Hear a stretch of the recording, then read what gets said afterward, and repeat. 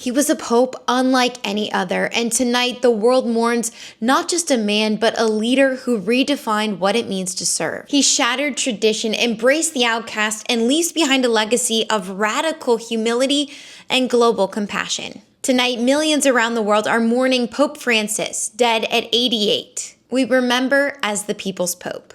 Welcome back to the channel. I'm Ashley B. I'm a former TV news reporter who takes you behind the headlines. Today marks the end of an era, a papacy that broke barriers, touched lives, and rattled tradition with tenderness. Francis was the first pope from Latin America, the first Jesuit pope, and the first to take the name Francis, after the Saint Francis Assisi, known for radical humility and care for the poor. The Vatican confirms the cause of death, a cerebral stroke that led to a coma and eventually heart failure. It happened on Easter Monday, less than 24 hours after Pope Francis made what would become his final appearance, blessing the crowds of thousands at St. Peter's Square after 3 weeks of recovery from a 5-week hospital stay. A Vatican aide later told CBS News, quote, "It was his mission to die on the battlefield." The Holy Father's died.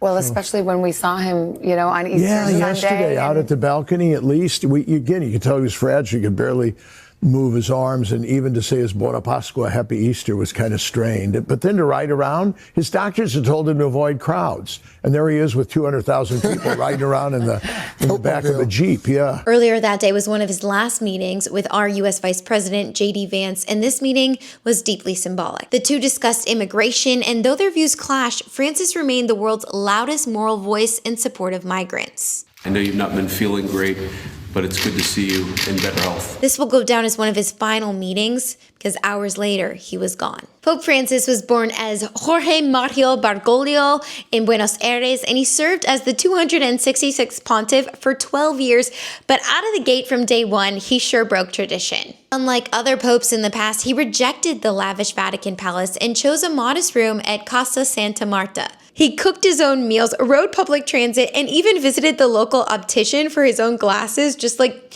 any old, normal Roman grandpa. And yes, it is true, before he wore that white robe, he actually worked as a nightclub bouncer. Seriously, can he get any cooler than that? But his simplicity time and time again wasn't for show. It was a reflection of how he actually lived. He washed the feet of inmates, embraced those with disabilities, and always chose love over judgment, which extended far beyond the Catholic Church. Substance, popes don't change. I mean, their job is to conserve, to pass on the solidity of the faith and the moral beliefs of the church as revealed in the Bible.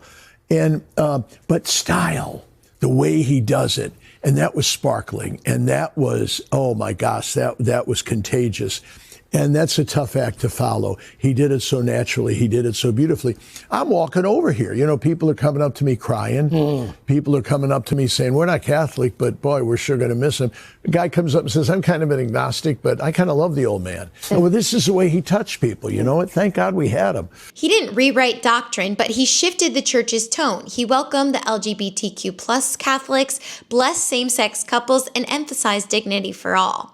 That boldness drew fierce backlash from conservative Catholics, especially here in the United States, and sparked deep divisions within the Vatican itself. His famous quote, "Who am I to judge?" sent shockwaves across the Catholic world. Critics also say he didn't do enough to address the global sexual abuse crisis. There is no doubt that the child sexual abuse scandals are the central stain on his legacy. I mean, over and over again, Pope Francis said the right things. He met with victims. He expressed heartfelt sorrow. He expressed resolve to get this right.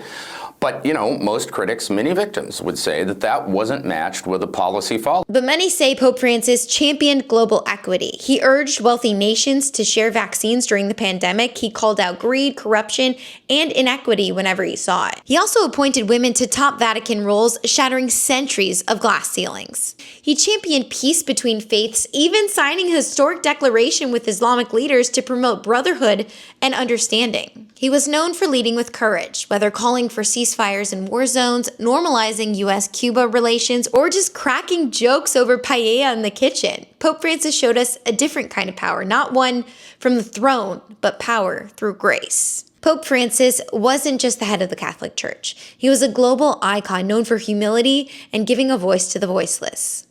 Por favor. Please, warring countries, all of them.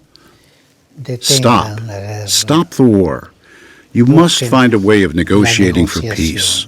Strive for peace. A negotiated peace is always better than an endless war. In a world obsessed with status, he chose service. In a time of division, he preached unity. And when others judged, he simply forgave. So what happens now with the Catholic Church? Well, a public viewing of Pope Francis could come as early as Wednesday, and then the cardinals from all around the world are going to gather in Rome for a secret meeting called the Conclave. They'll vote behind closed doors, no phones, no leaks, until a 2/3 majority selects the next pope. The choice of the next pope they make could define the future of the church. Do they carry on Pope Francis's legacy of openness, compassion, and reform, or do they swing the pendulum back toward tradition and conservatism? Right now, as you can imagine, there's a lot of tension between the church, especially between the liberal Catholics and conservatives here in the United States and Europe. So this really isn't just a spiritual decision, it's political and it's global. And it's personal for over 1 billion people around the world. But tonight we pause to honor a man who walked with the poor, who welcomed the forgotten, who dared to challenge the powerful.